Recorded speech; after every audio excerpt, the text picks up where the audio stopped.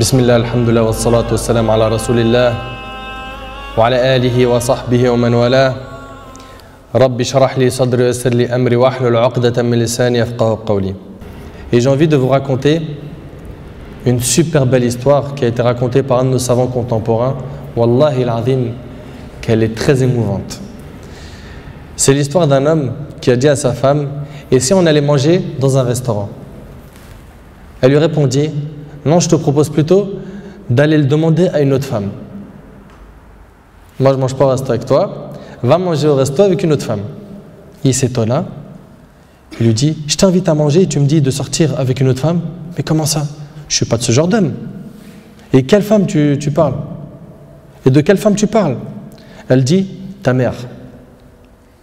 Imagine la scène. Ta mère, je renonce aujourd'hui à ton invitation pour que tu invites ta mère. Ça fait longtemps que tu ne l'as pas invitée à manger ou à se promener, sors donc avec ta maman. Il lui a dit qu'Allah te récompense. Et il a tout de suite appelé sa mère et lui a dit: maman, prépare-toi, je vais venir te chercher en voiture et on ira manger et se promener ensemble.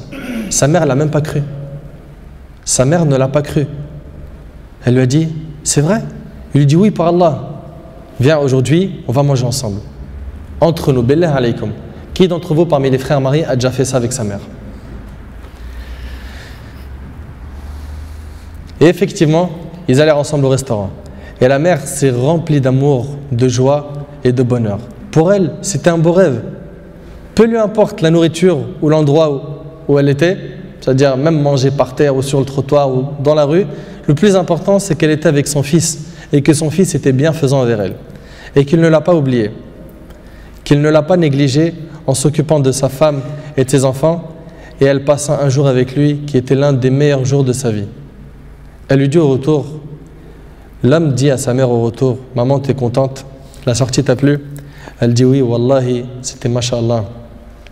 Elle dit: oui, qu'Allah te récompense. Il répondit: Inch'Allah, je le referai. Elle dit: non, Inch'Allah, la prochaine fois, l'invitation viendra de moi.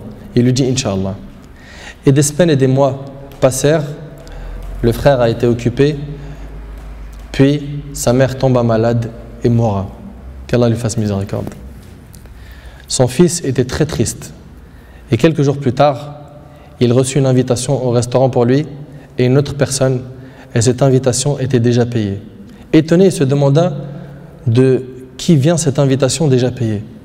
Il est parti alors avec son épouse au même endroit où il avait mangé avec sa mère, et là une lettre l'attendait de la part de sa mère.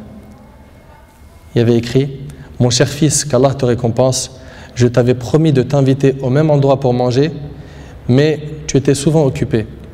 Et maintenant je tiens ma promesse et je t'invite avec ta chère épouse, et je t'invite avec ta chère épouse, qu'Allah vous récompense.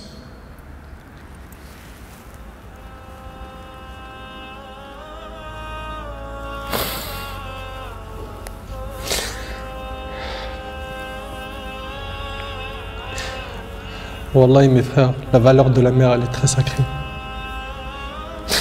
Faut pas la mettre en colère. Cette histoire d'amour entre cette épouse et sa belle-mère est magnifique. J'espère que nos frères et sœurs vont tirer des leçons de ce genre d'histoire d'amour entre les épouses et les belles-mères et d'essayer de reproduire ce qui s'est reproduit dans cette histoire. C'est qu'après le décès de la mère qu'on connaît sa valeur. Votre mère, si elle a envie, profitez, embrassez-lui ses pieds. Demandez-lui pardon pour les manquements, pour les mauvais comportements. Vous récolterez le succès, Inch'Allah.